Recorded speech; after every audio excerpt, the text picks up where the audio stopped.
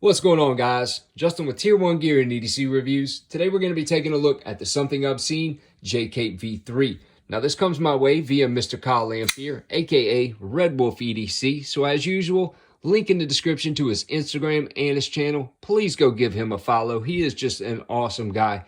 Freaking hilarious. And look, he has some amazing content, obviously. Anyway, harpoon style clip point blade made from CPM 20CV. I absolutely love that combination hollow grind, and it looks really good on this wide ass blade. Now the ergos on this knife are absolutely fantastic. Feels really good in the hands, and that 6AL4V titanium handle is absolutely beautiful with that flame finish. You know, I am huge on contrast, and I love seeing that PVD blade against that tide with the black hardware. That is just absolutely fantastic. Now, all the hardware, including the clip, are titanium as well, but the pocket clip is tip-up right-hand carry only. Now, of course, it is a frame lock design, and it is running on bearings. Drop shut, no problem, no effort. Yeah, that is buttery smooth.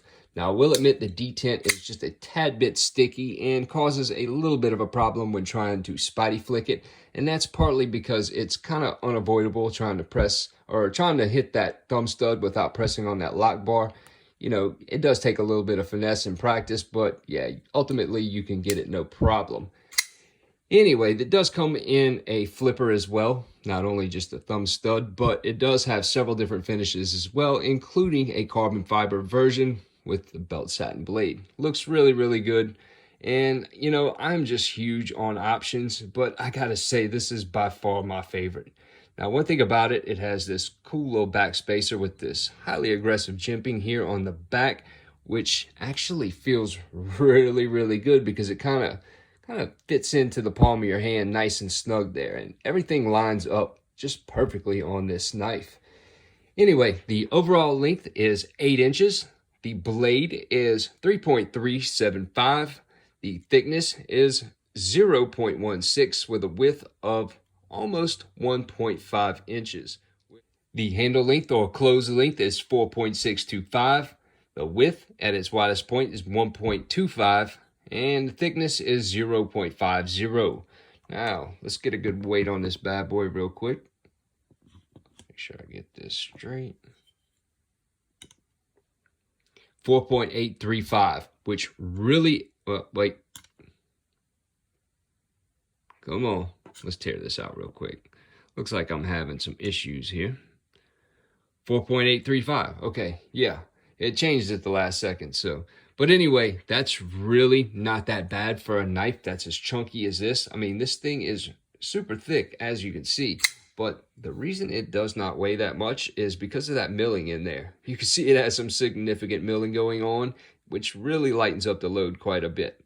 But anyway, I am hugely impressed with this knife, and I honestly couldn't say enough nice things about it. Like I said, the only downfall is the detent, which I'm sure varies between knife to knife, but this one's just a little bit sticky.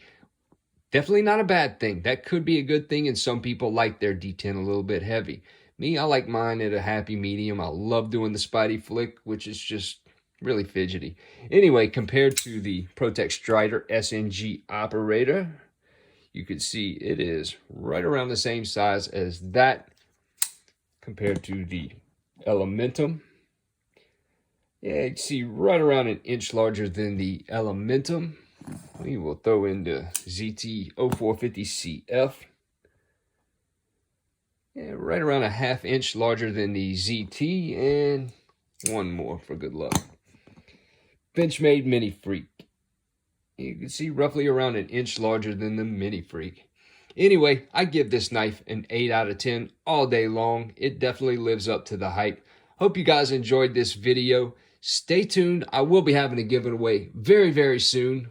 I'm extremely late on that, by the way, which I've actually been waiting for a lot of things to come in, and I wanted it to be just right, which one of the prizes is going to be this nice Kiradashi made by Mr. Ron Steele himself. You can see his logo right there on the back side of it. Nice chisel grind. Yeah, gotta love it. Anyway, there will be more prizes, of course, along with some swag, and yeah, stay tuned. I have some great stuff coming up for this channel. See you guys on the next one.